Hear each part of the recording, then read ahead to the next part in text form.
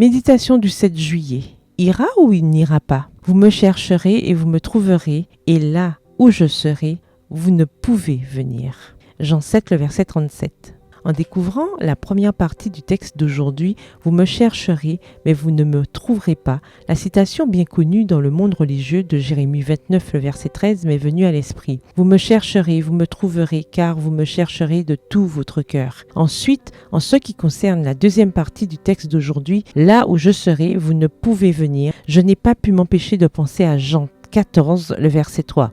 Donc, si je m'en vais, et vous prépare une place, je reviendrai et je vous prendrai avec moi afin que là où je suis, vous y soyez aussi. Je me suis immédiatement posé la question suivante. Les Saintes Écritures se contredisent-elles? L'Écriture elle-même a répondu à ma question dans la dernière partie de la citation de Jérémie. Car vous me chercherez de tout votre cœur. Il y a incontestablement un groupe pour lequel Dieu ne sera pas disponible lorsqu'il le cherchera et qui ne pourra pas aller là où il se trouve. Il y a une condition indiscutable pour trouver Jésus et elle est étroitement liée à la prise de décision. Tous ceux qui choisissent de le chercher pour des motifs égoïstes, vains et superficiels ne le trouvent tout simplement pas. En revanche, ceux qui choisissent de le chercher du fond du cœur, c'est-à-dire avec une recherche inspirée par la raison et le besoin pressant d'un sauveur, le trouvent. Vous êtes-vous arrêté pour vous demander si vous êtes sur ce chemin pour les bonnes raisons? Aujourd'hui est un bon jour pour analyser nos actions.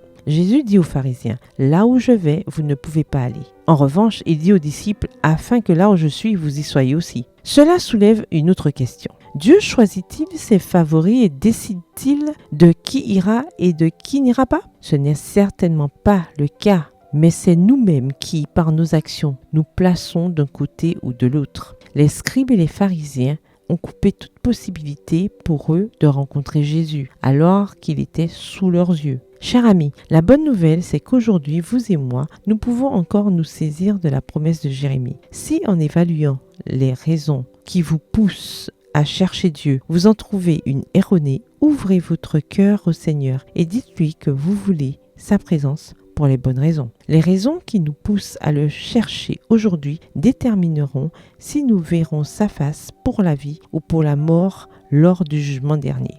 Cherchons-le de tout notre cœur. PS, heureuse de le chercher de tout mon cœur. Bonne journée, que l'Éternel vous bénisse.